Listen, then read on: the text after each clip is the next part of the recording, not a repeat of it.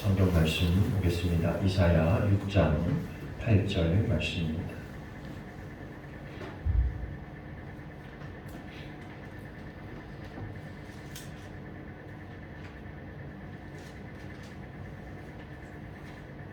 구약성경 975페이지 이사야 6장 8절 말씀.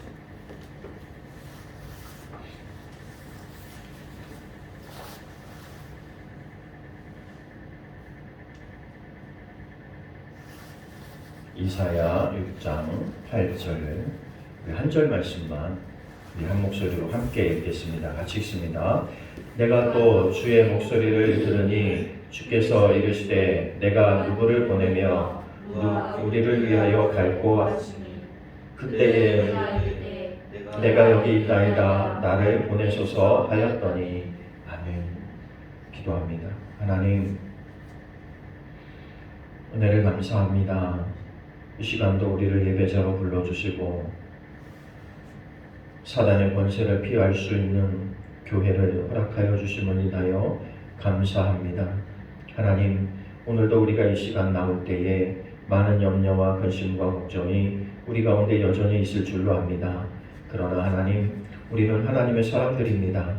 하나님께서 우리와 함께 하심을 늘 믿음으로 고백하게 하시고 우리의 삶의 현장에 나타날 수 있도록 은혜를 더하여 주옵소서.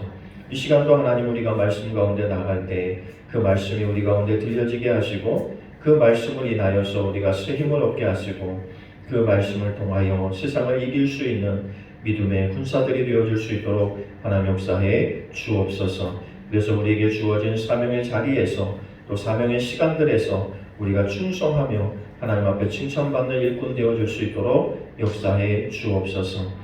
이 시간도 성령께서 우리 가운데 함께 하시기를 간절히 원하며 예수님의 이름으로 기도하옵나이다. 아멘. 자, 우리 함께 선포합니다. 잘 되고 있습니다. 더 잘 될 것입니다. 기도하면 됩니다. 믿으면 됩니다. 예배하면 기적이 일어납니다. 네, 여러분의 삶에 입술로 고백하는 역사가 날마다 있어지기를 간절히 축복합니다. 오늘은 우리가 선지자로 부르심이라는 제목을 가지고 함께 이야기를 나누려고 하는데요. 이번 주부터 시작해서 또 3주 동안 이제 고난주간이 3주, 사순절이 3주 남았는데요.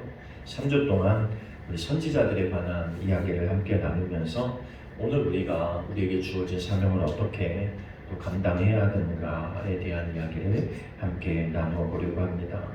그 첫 번째 시간으로 오늘 사무엘에 관한 이야기를 좀 하려고 합니다. 그 구약에서 사무엘, 이사야, 신약에서 세례 요한 이 세 사람의 이야기를 3주에 걸쳐서 우리가 함께 또 나눠보려고 합니다. 사무엘은 우리가 너무나 잘 알고 있는 사람이죠.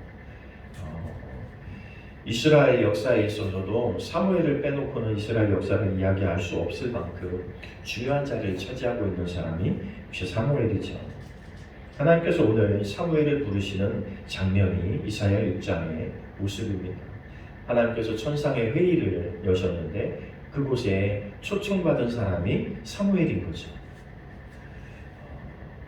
그래서 하나님 일하심을 보면 구약에서 우리에게 보여주는 건 하나님께서 늘 그 회의하시는 장면들에 관한 이런 모습들을 간간히 우리에게 보여주시거든요. 신약의 계시록의 모습 속에서도 그렇고 욥기서의 모습 속에서도 역시 나오죠. 하나님이 회의하시는데 뭐 천사들과만 회의를 하시는 게 아니라 사단과도 회의를 해요. 그죠? 그래서 욥을 시험할 때 사단과 이야기를 나누고 너 어디까지나. 여러분 이런 모습들을 보면 우리가 분명한 건 사단도 역시 하나님의 권세 아래에 있는 것이 분명하니까 우리가 이 땅에서 하나님을 향한 믿음을 가지고 사단을 대적하면 이길 수 있다는 거예요. 우리 안에 주님이 계시니까. 그래서 우리는 가끔 이런 오해를 할 때가 있어요. 하나님의 일과 사단의 일이 늘 대치되니까, 반대가 되니까 사단이 하나님과 대등한, 동등한 뭐 이런 것처럼 은연중에 우리가 착각할 때가 있어요. 그러나 그렇지 않죠. 하나님이 사단을 언제든지 멸하실 수 있는 권한을 갖고 계시죠. 그런 힘과 능력을 갖고 계세요. 그의 자녀인 우리도 역시 그와 같은 능력이 우리 가운데 있는 건 분명한 거예요. 그래서 너희가 사단의 시험을 만나면 대적하라고 말하고 떨쳐버리라고 말하는 이유는 바로 거기 있을 거예요. 오늘 모습도 보니까 하나님 회의를 하세요. 근데 하나님의 뜻과 목적이 있었겠죠. 그죠? 사무엘을 그곳에 불러서 그것을 듣게 하는 이유가 있겠죠. 근데 사무엘은 그 회의를 잘 보다가 느꼈을 거예요. 하나님이 나를 가라고 나를 부르시면서 지금 나에게 압력을 가하고 계시는구나. 오늘 우리로 얘기하면 우리가 가끔 회의할 때 그런 게 있잖아요.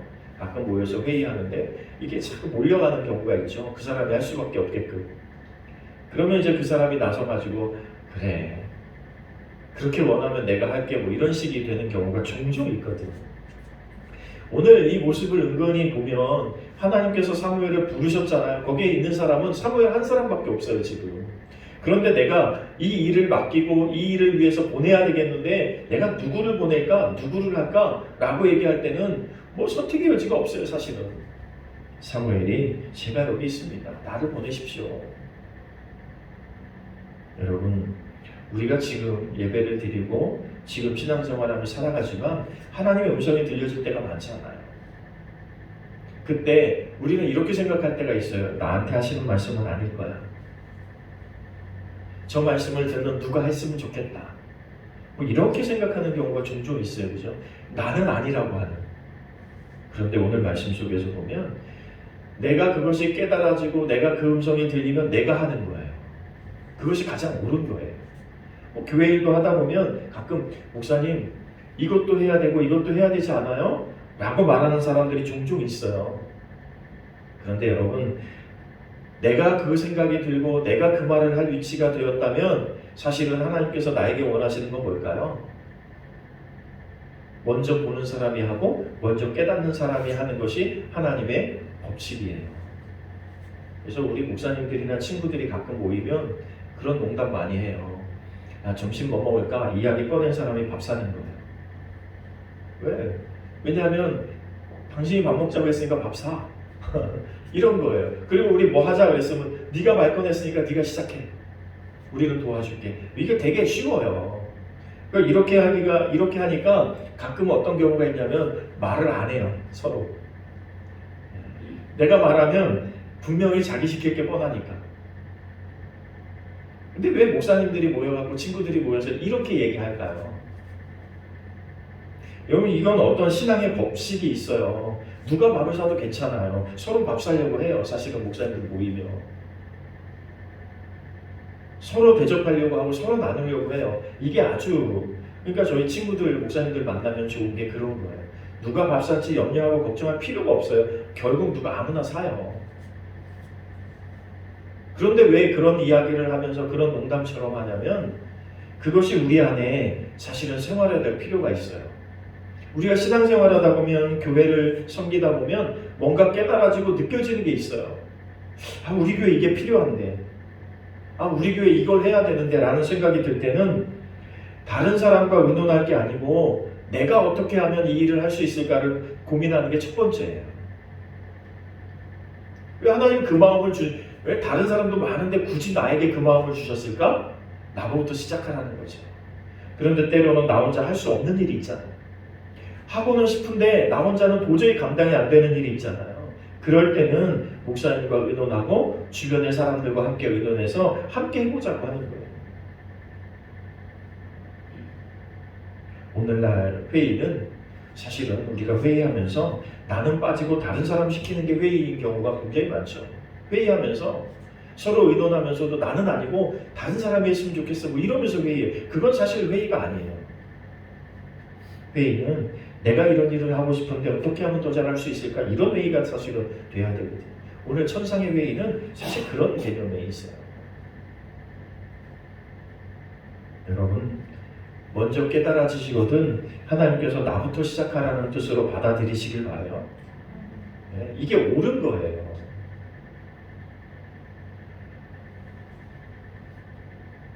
어떤 분이 예전에 어떤 분이 계셨어요. 우리 교회에 요즘은 다 컴퓨터잖아요. 근데 이 컴퓨터로 타자에서 컴퓨터로 넘어오기 전에 중간에 뭐가 있었냐면 워드 프로세스라는 게 있었어요. 그거 가지고 제가 학생 때부터 막 주보 만들고 뭐 그랬던 기억이 나거든요. 근데 어느 날 그 집사님 한 분이 막 기도하시는데 이분은 그게 뭔지도 모르는 거예요. 근데 기도하는데 자꾸 워드 프로세스라는 말이 방언처럼 튀어나오더래요. 도대체 이게 뭔지 자기는 말을 하는데 이게 뭔지 모르는 거예요. 연세도 있으시고 하니까. 어느 날 이렇게 물어보시더라고요. 워드 프로세스가 도대체 뭐예요? 도대체 무슨 뜻이에요? 그거요? 이렇게 서류 작업하는 거예요. 그랬더니 자기가 기도하는데 그게 왜 자꾸 자기 입술에서 도는지 모르겠다는 거예요. 그래서 제가 말씀드렸어요. 교회에 워드 프로세스가 있는데 지금 완전히 고장이 나가지고요. 그걸 어떻게 해야 될지 몰라서 지금 당장 작업도 하고 뭐 이래야 되는데 계속 문제가 생겨서요. 낡아가지고 문제가 생겨요. 그런 일은 있어요. 제가 그랬더니 이분이 어떻게 받아들이셨냐면 그러면 하나님이 그거 나보고 사라고 하시는군요. 이렇게 받아들이시고 그 주에 바로 가서 그걸 사다가 교회에다가 갖다 놓으셨어요. 여러분 이런 일들은 하나님께서 필요로 하실 때 필요로 한 일들을 우리에게 시키시는 경우가 종종 있어요. 그러니까 뭔가 모를 때, 못 깨달을 때는 방언처럼 성령께서 강하게 역사하셔서 그것을 고백하도록 만드시는 경우도 있지만 때로는 우리의 눈에 보이게 하시고 내 귀에 들려지게 하는 경우가 있어요. 근데 내 눈에 보이고 내 귀에 들리면 나로부터 시작하라는 거예요. 전에 교회에 있을 때 목사님이 제가 교회만 오면 청소하고 교회만 오면 막 이것저것 해놓으니까 어느 날 그러시더라고요. 자기는 이게 휴지가 떨어져 있어도 잘 안 보인대요. 보통 목사님들은 그렇지 않거든요. 보통 목사님들은 교회에 보면 이게 휴지 떨어지거나 뭔가 지저분하면 이게 눈에 확 들어오는데 그분은 자기는 휴지가 앞에 있어도 잘 안 보인다는 거예요. 그러면서 하시는 말씀이 보이는 사람이 하는 거지 그러시더라고요. 근데 교회 일은요 사실 그래요. 보이는 사람이 하고 깨닫는 사람이 하는 거예요. 이건 하나님께서 주시는 지혜인 거죠. 거기에 순종하면 틀림없이 좋은 열매를 맺게 돼요. 오늘 사무엘을 하나님께서 부르시는 이유는 보게 하신 거예요. 듣게 하신 거예요. 어떻게 할래? 물론 사무엘아 너 이거 해 라고 불러서 강적으로 시킬 수도 있지만 지금 사무엘에게는 스스로 결단하고 스스로 말하고 스스로 행동할 것을 보여주시는 거예요. 기회를 주시는 거예요. 여러분 우리가 깨달아질 때 스스로 하는 게 참 좋아요. 근데 강제로 할 때는 어렵죠. 그런 공부도 강제로 앉혀놓고 하면 되게 하기 싫어요. 내가 하고 싶어서 내가 해야지라고 앉아있으면 그렇게 어렵지 않은데 강제로 앉아있으면 똑같은 시간을 앉아있어도 힘들어요. 하나님의 일을 감당하고 사명을 감당하는 것도 여전히 그런 것 같습니다. 억지로 끌려서 목사님이 시켜서 교회에서 시켜서 남 눈치 때문에 어쩔 수 없이 하면 기쁨도 없고 하긴 하는데 내 스스로 결단해서 하면 기쁘고 행복한 거예요. 사무엘을 부르실 때의 상황이 이스라엘 상황은 어땠을까요? 그들은 왕이 없었던 사사 시대였죠. 사실은 어둠의 시대였습니다. 말씀도 없고 하나님의 말씀을 대언하는 사람들이 없고 그들을 인도할 수 있는 지도자가 없어요. 민족의 위기 상황이었어요. 그러면서 바깥으로는 블레셋의 위험에 시달리고 있는 나라적으로나 신앙적으로나 굉장한 위기 상황 가운데 있었다는 거죠. 그 가운데서 하나님께서 사무엘을 부르신 목적은 분명하죠. 그런 위기 상황에 있을 때 사무엘을 불러서 그들을 인도할 수 있는 지도자로 세우기를 원하신 거예요. 민족의 신앙을 일깨우는 사자가 되라고 말씀하시고 하나님의 나라를 건설하기 위한 도구, 하나님의 백성들을 인도하기 위한 지도자로 그를 세우십니다. 사무엘은 사사시대를 끝내는 사람이고 또 선지자의 시대를 시작한 사람이고 또 왕의 시대를 열었던 사람이에요. 그러니까 이게 참 사무엘이라고 하는 사람이 굉장한 게 이런 거예요. 다시 말하면 그는 사사이기도 했고 선지자이기도 했고 왕과 같은 민족을 지도하는 지도자이기도 했어요. 왜냐하면 그의 손을 통해서 왕이 세워지거든요. 그 모든 것을 총괄하면서 일할 수 있었던 그런 사람이 사무엘이에요. 그러니까 굉장한 지도력이 있을 뿐만 아니라 영향력도 굉장했죠. 왕이 세워진 이후에도 사무엘을 통해서 일을 할 만큼 사무엘은 위대한 지도자가 됐다는 거예요. 근데 그 출발점이 뭐였냐면 하나님 내가 하겠습니다. 나를 보내주십시오. 에서 시작했다는 거예요. 다른 많은 사람들을 부름받은 상황들을 보면 때로는 억지로 우리가 전에 찾아봤지만 모세는 핑계라는 핑계는 다 되잖아요. 그죠? 어떻게 하면 안 할까? 이런 핑계를 대요. 계속해서. 근데 안 할 수밖에 없는 환경으로 하나님이 몰아가서 그를 일하게 만들죠. 아마 그런 것이 바탕되어 있었기 때문에 화를 내고 또 가나안 땅에 못 들어갔는지도 몰라요. 하나님 내가 하고자 한 것도 아니고 하나님 불러갖고 이런 일을 시켰는데 내가 이런 일을 경험해요? 이런 일을 당해요? 라는 게 은연중에 마음속에 있었을지도 몰라요. 그런데 오늘 사무엘은 상황이 전혀 다른 게 하나님이 네가 가서 해가 아니라 제가 하겠습니다 그랬거든요. 자기 말로. 나를 보내주십시오. 내가 하겠습니다 그랬으니 평생을 살면서도 내가 선택했기 때문에 그 누구도 원망할 수 없는 상황이었을 거라는 거죠. 부름받은 사람은 어떠해야 될까요? 오늘 여전히 하나님도 사무엘처럼 우리를 부르고 계세요. 내가 이런 일도 해야 되겠고 저런 일도 해야 되겠고 내가 할 일은 많은데 과연 누구를 통해서 일할까 하나님 지금 고민하실지도 몰라요. 왜냐하면 크리스천은 자꾸 줄고 기도하는 사람 줄고 예배자는 자꾸 줄고 하나님의 일을 뭔가 해보겠다고 하는 사람들은 사실 많이 줄고 있는 것이 현재이거든요. 코로나19라고 하는 상황 속에서 많은 사람들이 그냥 뒤처져 있어요. 아마 어느 때보다도 간절하게 하나님께서 지금 일꾼을 찾고 하나님의 말씀을 대언할 수 있는 선지자적인 사람들을 찾고 계실지도 몰라요. 오늘 저와 여러분, 이 자리에 있는 저와 여러분은 하나님께서 오늘 우리를 부르셨다는 사실을 기억하십시오. 그리고 이 시대를 통해서 하나님의 복음을 여전히 전해야 될 책임을 가지고 우리 가운데 지금 그 책임을 지어주고 계시다는 사실을 깨닫기를 바라요. 그럼 우리는 어떻게 살아야 될까요? 고린도후서 5장 2절에 보니까 늘 깨어 간구하는 기도의 모습을 가져야 된다고 말하고 있어요. 여러분, 우리는 기도의 시대에 살아야 됩니다. 정말 기도할 수밖에 없어요. 내 힘으로 어찌할 수 없는 일들이 사실 우리 가운데 너무 많이 일어나고 있거든요.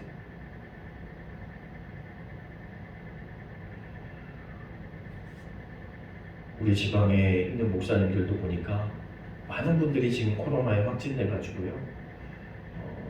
이번 주에 강단에 서실 수 없는 분들이 몇 분 계시더라고요. 이제는 우리 힘으로 어찌할 수 없는 환경까지 온 거예요. 그죠? 이 조심한다고 해서 될 일이 아니고요.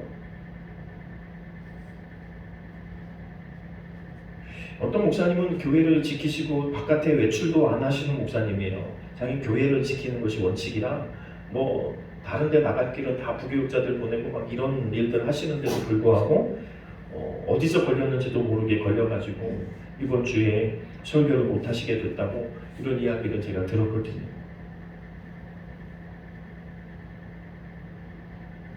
그동안도 코로나19라고 하는 상황 속에서 교회들이 많이 힘들고 어려웠는데 이게 고비이겠죠. 또 한두 주가 우리에게는 최대의 고비가 될 수 있어요. 상황적으로. 그래서 많은 분들이 조심하고 있음에도 불구하고 걸리는 건 어쩔 수가 없어요. 그래서 여러분, 그를 통해서 교회가 어려움 당하지 않도록 여러분도 기도해 주시고요. 성도들 가운데도 걸릴 수는 있지만 중요한 것은 너무 많이 아프지 말고 너무 고통스럽지 않게 이런 위기를 잘 넘길 수 있도록 여러분 저를 위해서도 기도해 주시고 교회 성도들을 위해서 기억나시는 대로 여러분 시간 날 때마다 꾸준히 기도해 주시길 부탁을 드려요. 이것이 이제 몇 주 지나면 이 고비 때가 지나면 아마 좀 나아지지 않을까 싶죠. 마지막 고비를 우리가 지혜롭게 잘 넘길 수 있도록 기도할 수 있기를 부탁을 드립니다. 시편 50편 6절에 보니까 하나님의 공의를 선포하는 소명의식이 있어요. 옳은 것을 옳게. 그렇잖아요. 우리 세상을 보면서 불의한 것이 너무나 많다는 걸 잘 알아요. 근데 불의한 것을 불의하다고 이야기할 수 없는 기독교인들이 너무 많거든요, 사실. 여러분, 우리가 그것을 내 힘으로 뜯어고칠 수 없을지는 몰라도 분명한 건 옳은 건 옳다, 그른 건 그르다고 말할 수 있는 입술을 가져야 돼요. 선지자라고 하는 사람들의 입술은 그런 거였어요. 아, 너희들이 잘못했어, 회개해야지 라고 단언하면서 선포할 수 있어야 되는데 요즘은 그냥 상대가 기분 나쁠까봐, 다른 사람들하고 부딪히기 싫어서, 그냥 말 씹기 싫어서, 그냥 언제기 싫어서 내가 참아줄 때가 많죠. 근데 여러분, 선지자들은 그런 걸 고민하지 않았어요. 설사 나에게 돌을 던진다고 할지라도 고민하지 않았어요. 하나님의 말씀은 말씀대로 선포하는 거예요. 하나님의 옳은 것은 옳은 것으로 선포되어져야 옳은 거죠. 그게 맞는 거예요. 우리의 입술이 사실은 점점 다쳐가는지 몰라요. 이런 위기 속에서 교회의 소리는 점점 작아지죠. 이제 교회가 뭔 소리를 해도 아무도 신경 안 써요. 너무나 안타깝죠. 여러분, 우리가 하나님의 뜻으로 선포할 수 있는 입술이 돼야 됩니다. 우리 예배 시작하기 전에, 말씀 듣기 전에 우리가 선포하는 건 뭐예요? 하나님의 말씀의 선포는 능력이 있는 거예요. 그러니까 우리가 선포하는 거잖아요. 그럼 우리가 선포하면 그것이 어떻게 될지는 하나님이 하신 문제고, 내가 해야 될 문제는 뭐예요? 선포하는 거예요.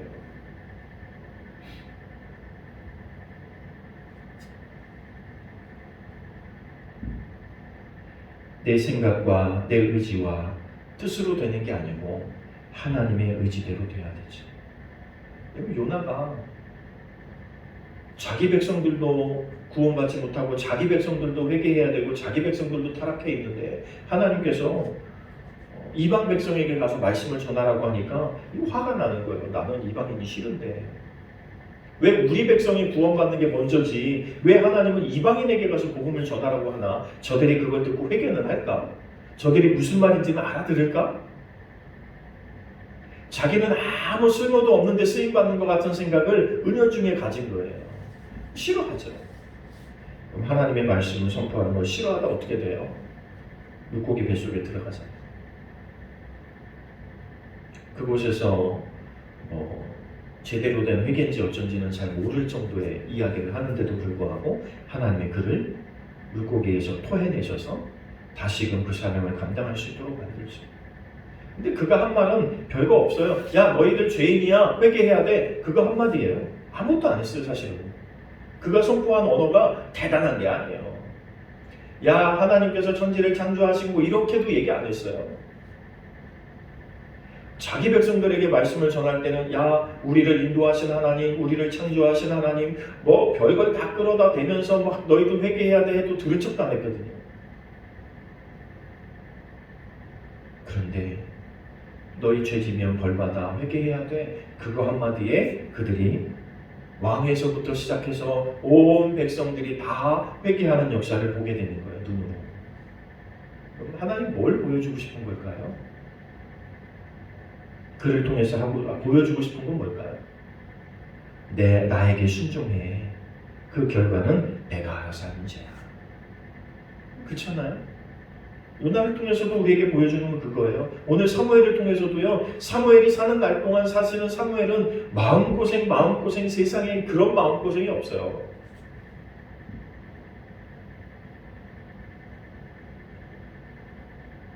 그런데 그가 하나님 앞에 순종할 수밖에 없었던 이유는 하나님 나를 보내십시오. 내가 하겠습니다 했기 때문에 그까지 순종해낸 거예요. 사실은 믿음이 있어서 신앙이 있어서 성령의 역사가 있어서 순종하기도 했지만 한편으로는 내가 선택한 길이기 때문에 끝까지 최선을 다했다고 볼 수 있어요. 하나님은요 우리에게 일을 시키되 스스로 하기를 원해요.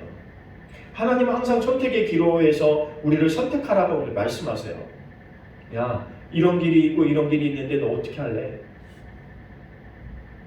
하나님이 로버트처럼 웬 이번엔 왼쪽으로 가, 이번엔 오른쪽으로 가야 돼, 뭐 이렇게 말씀하실 때도 있지만 대다수는 그렇지 않아요. 우리에게 두 가지 길이 있음을 보여줘요. 그리고 하나님께서 우리에게 자유의지를 주셔서 스스로 선택하기를 원해요. 근데 중요한 건 하나님의 뜻에 맞게 하나님의 마음에 기쁘게 선택하면 그게 좋은 거죠. 하나님 원하시는 건요, 그거예요. 나의 뜻에 맞게 선택해 주기를 바라는 기대를 가지고 우리에게 선택해 라고 말씀하시는데, 우리는 대부분의 삶이 하나님이 원하는 것과 상관없이 내 마음이 원하는 대로 선택할 때가 굉장히 많다는 거죠. 여러분, 우리는 오늘 우리가 싫든 좋든 그것이 중요한 게 아니고 하나님의 말씀과 하나님의 뜻을 선포할 수 있는 소명의식이 필요해요. 지금 하나님 말씀이 필요한 시대야. 하나님 말씀을 전해야 돼. 복음도 전해야 돼. 우리가 전도해야 돼. 구원받고 안 받고는 하나님께서 선택하신 문제고, 나는 여전히 복음을 전해야 될 책임이 우리 가운데 있다는 거예요. 고린도후서 1장 27절 말씀에 보면 하나님의 능력이 우리 가운데 부어지고 있음을 확신하라고 말해요. 우리가 하나님의 말씀에 순종해서 하나님의 뜻에 합당하게 하나님의 일을 하고 있을 때 분명한 확신은 뭐냐면 성령이 나와 함께 하신다.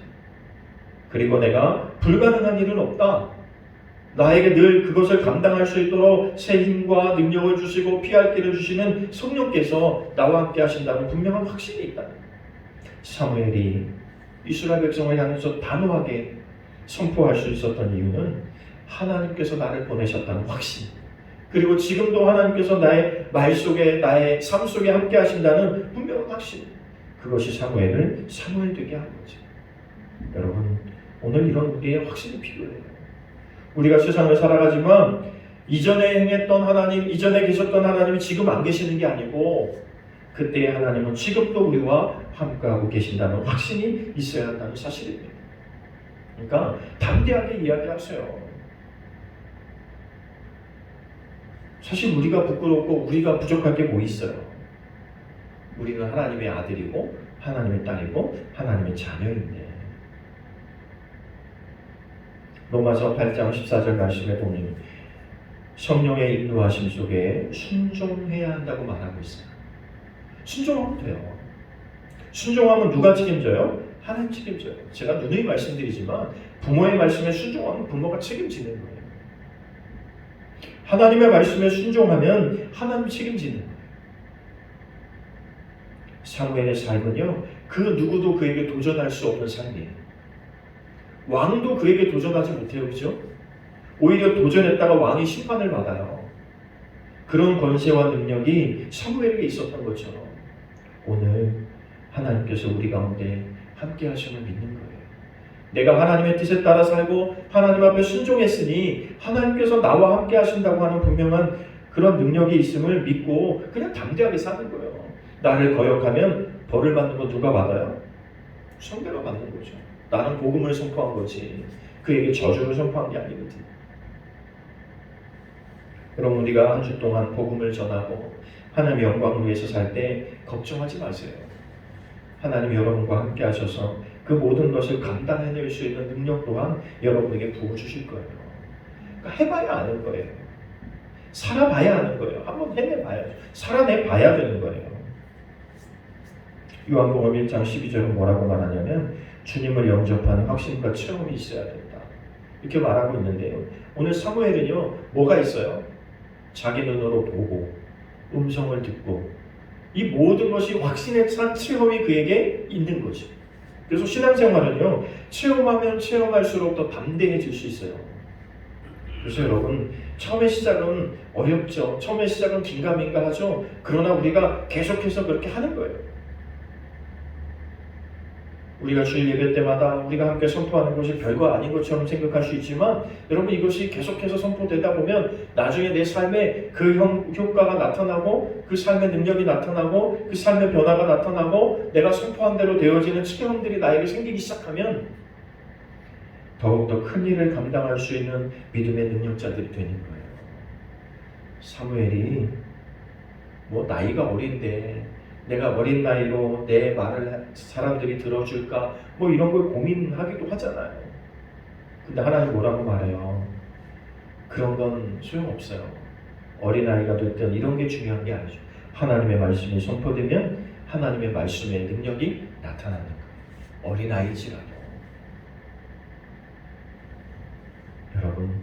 여러분과 함께 하셨던 하나님의 체험들을 기억해 보세요. 여러분 기도에 응답하셨던 그 하나님을 기억해 보세요. 언제나 여러분 가운데서 함께 하시고 안아주시고 토닥거려 주시고 격려해 주시고 여러분과 함께 하셔서 여러분을 통해서 맺었던 열매들을 있으면 그런 것들을 기억해 보세요. 왜 예전에는 됐는데 지금은 안 될까 생각해 보세요.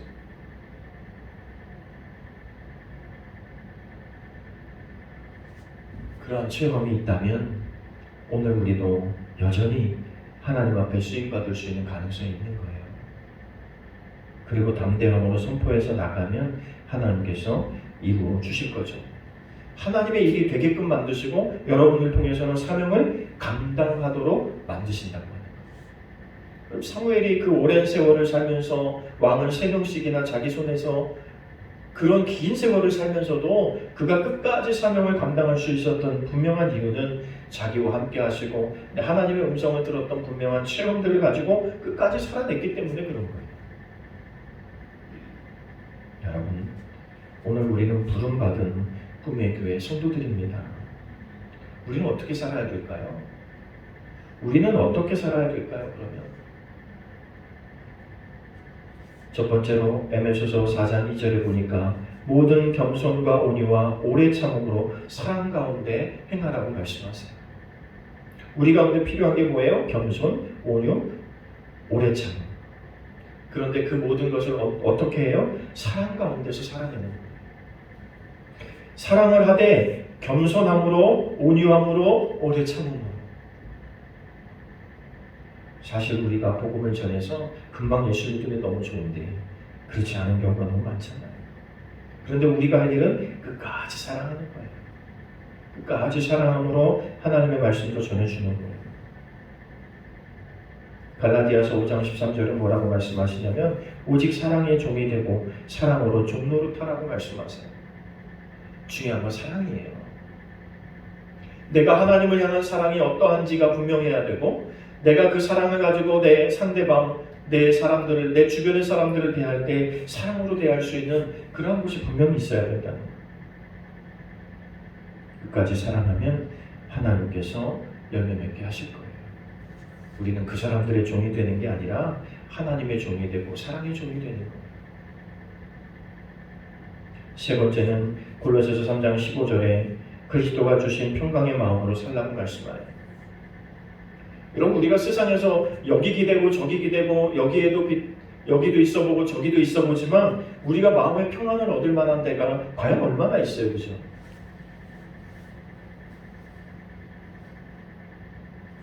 우리가 주님 안에 있을 때 우리 안에 진짜 평화가 있는 거예요. 주님 뭐라고 말씀하세요? 내가 주는 것은 세상이 주는 것과 같지 않다. 그러면서 하신 말씀이 늘 우리에게 뭐라고 말씀하세요? 너희에게 평강이 있을지어다. 이 평강은 세상에서 얻을 수 있는 게 아니에요. 세상은 환경이 변하고 여건이 변하고 상대가 변하면 이거 다 깨져요. 다 평화 다 깨져요.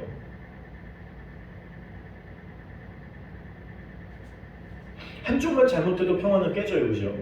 그런데 주님이 주시는 평화는요 깨지지 않아요. 내가 잘못해도 주님은 여전히 우리에게 평화를 주실 수 있는 능력의 주님이세요. 끝까지 우리를 사랑함으로 우리 마음에 평강을 심어줄 수 있는 분이 주님이세요. 오늘처럼 혼란스럽고 오늘처럼 고민하고 오늘처럼 뭘 해야 될지 모르는 시대에 평화를 누리고 하나님 말씀에 순종하고 하나님의 사랑을 실천할 수 있게 만드는 그 원동력은 주님에게 있는 거죠. 그러니까 우리가 더 기도합시다. 더 예배합시다. 라고 말씀드리는 거예요. 그리고 히브리서 11장 8절 제일 중요한 건 이거예요. 무조건 순종하는 거예요. 하나님의 말씀이라면 무조건 순종하는 거예요. 순종해놓고 보는 거예요. 순종하면 하나님이 하시죠. 내 생각으로는 잘 안 될 것 같고 내 환경과 여건은 잘 안 될 것 같아도 상관없어요. 일단 순종해 보는 거예요. 내 생각과 내 고정관념, 내가 경험했던 거 다 잃어버리고 내려놓고 순종해 보는 거예요.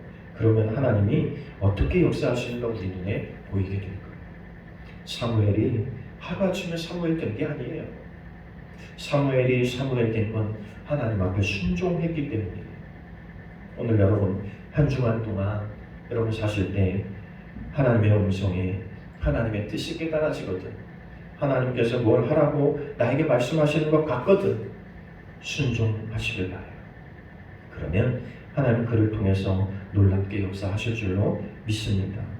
이 시대에 나를 부르신 하나님의 뜻과 목적이 어디에 있는지를 우리가 잘 살펴서 내가 여기 있나이다 자원함으로 충성할 수 있는 여러분 되시길 바랍니다. 우리 가슴에 손을 얹고 한번 따라해 보겠습니다. 주님, 내가 여기 있습니다. 나를 사용해 주십시오. 내가 순종하겠습니다. 아멘. 네. 그럼 그런 마음으로 한 주 살아보세요. 하나님, 내가 여기 있습니다. 나를 좀 사용해 주세요. 내가 주님 앞에 순종할 준비가 됐으니까 주님 나를 사용해 주세요. 그런 결단으로 여러분 살아갈 때 여러분 위대한 선지자처럼 하나님께서 여러분의 입술을 통해서 하나님의 사람들을 일으켜 세우실 줄로 믿습니다. 그러한 능력이 여러분 가운데 있음을 믿고 한 주간 동안도 승리할 수 있기를 간절히 축복합니다. 기도하겠습니다.